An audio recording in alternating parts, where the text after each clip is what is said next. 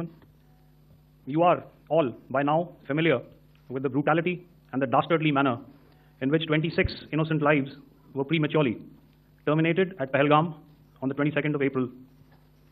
When you combine those horrific scenes and the pain of the families that the nation witnessed with numerous other recent terrorist strikes on our armed forces and defenseless civilians, we knew that the time had arrived to make yet another compelling statement of our resolve as a nation.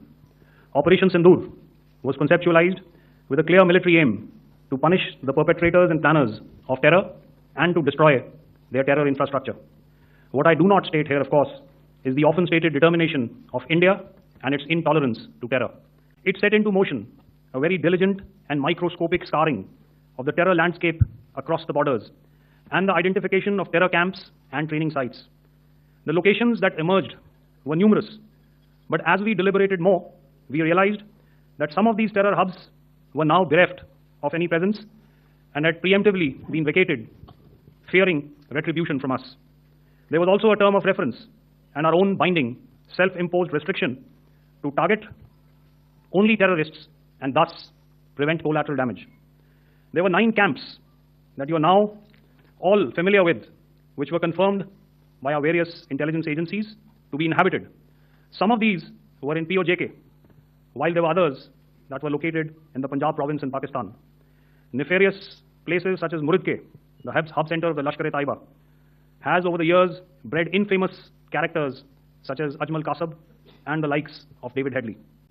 This was with an obvious intent to deduce and identify the exact vector that was required for their neutralization, as also the eyes in the sky that we would send up to ensure that we brought back evidence that we had indeed targeted what we set out to. The precise images of these engagements on that fateful and historical night have already been showcased during the first press statement on the 7th of May that was held by our Foreign Secretary. I have no doubt in my mind that we achieved total surprise, and those strikes across those 9 terror hubs left more than 100 terrorists killed, including high-value targets such as Yusuf Azhar, Abdul Malik Rauf, and Mudassir Ahmed, that were involved in the hijack of IC-814 and the Pulwama blast. The line of control was also violated soon after by Pakistan, and the erratic and rattled response of our enemy was apparent from the number of civilians, inhabited villages, and religious sites such as Gurudwaras that were unfortunately hit by them, leading to a sad loss of lives. The Indian Air Force played a major part in these strikes by engaging some of these camps, and the Indian Navy provided wherewithal in terms of precision munitions. The Indian Air Force obviously had their assets up in the sky, and I will here request Air Marshal Bharti, the Director General of Air Operations, to detail for you the methodology that... Okay, this is what the terror infra at Muridke looks like. If you see, north is as indicated, and to the right is east, where the international boundary lies. Could we have the next slide, please? Orientating. Just go back to one slide. Okay. Please have a look at this red building, the series of buildings out here, and this empty ground. Next. If you relate, the empty ground is here, and you see this is the first weapon that is impacting. This is the impact point number 1 on Muridke training camp with our precision guided weapons on early morning 7th. Next, please. Keep your eyes glued for the second weapon coming in, and the second impact on the selected target point. Next slide, please. Third weapon, third impact. Continue. And fourth weapon, fourth impact.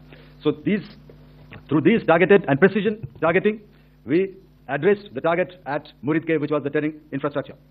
Now coming to Bhavalpur, this is the target complex that we are dealing with, a fairly large target complex. So we had to carefully choose the points that we needed to address, which were high value and which would meet our stated objectives of eliminating the terrorists.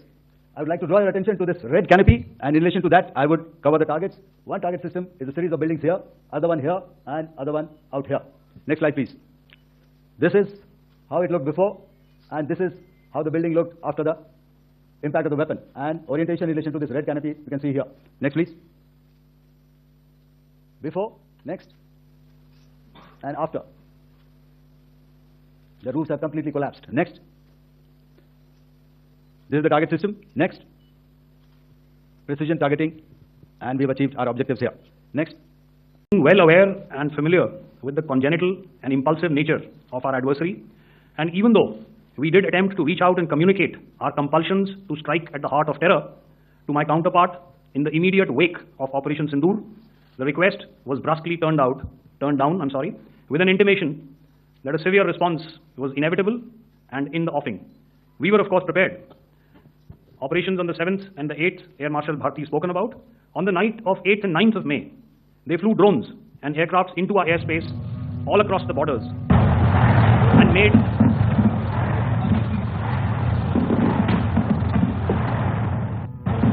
and made largely unsuccessful attempts to target numerous military infrastructure. Violations on the line of control by Pakistan also commenced yet again and precipitated into fierce RT engagements. The air operations on the night of 8th and 9th of May, I'll yet again request the DG Air Operations to cover.